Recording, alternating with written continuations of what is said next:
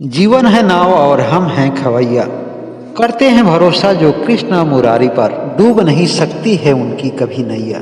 जी हाँ दोस्तों, यही जीवन का सत्य है। एक बार प्रेम से बोले श्री राधे श्री राधे। अक्सर हम मनुष्य अपने सांसारिक दिनचर्या में इतने ज्यादा व्यस्त हो जाते हैं कि हम अपने अंतरात्मा की आवाज को, परमात्मा की आवाज को, भगवान कृष्ण के संदेश को कभी सुनने और समझने का प्रयास ही नहीं करते।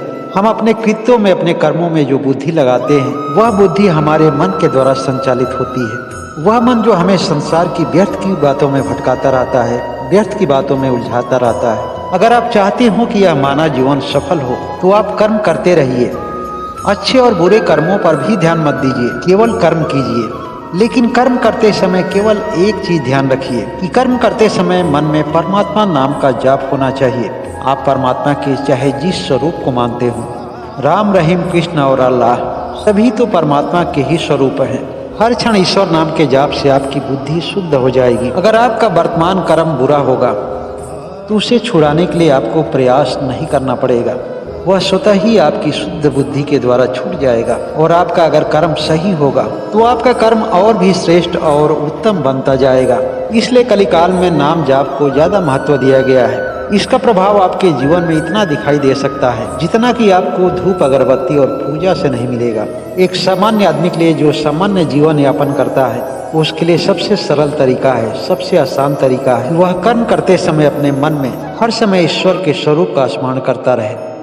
धीरे धीरे जैसे जैसे समय बीतता जाएगा, एक दिन सारा वेद, पुराण और ज्ञान की बात आपके अंदर से ही आपकी चेतना में उद्दीप्त होने लगेंगे। जो ज्ञान कभी किसी से सुने नहीं होंगे, वह भी ज्ञान आपके चेतना में उद्दीप्त होगा। मनुष्य की चेतना में जो भी कुछ संग्रह रहता है, उसी के अनुरूप मनुष्य का व्यवहार निर्धारित होता है। वेद पुराण की पंक्तियां जो इस संसार के द्वारा रचित किताबों में है, वह आप जैसे किसी न किसी के चेतना से ही निकलकर बाहर आई है। यह सारा जगत ब्रह्मांड में निवास करता है और यह सारा ब्रह्मांड हर एक आदमी के अंदर स्थित है। केवल देर है तो इसे समझने की, केवल देर है तो इसे जानने की, इसे समझने की। जिसे समझ में आ जाता है वह सांसारिक वस्तुओं के पीछे कभी भाग नहीं सकता। सांसारिक चीजों को देख करके उसके मन में किसी तरह का कोई लोभ और लालच नहीं हो सकता। उसके लिए तो रास्ते पर पड़ा हुआ सोना भी एक पत्थर के टुकड़े जैसा है।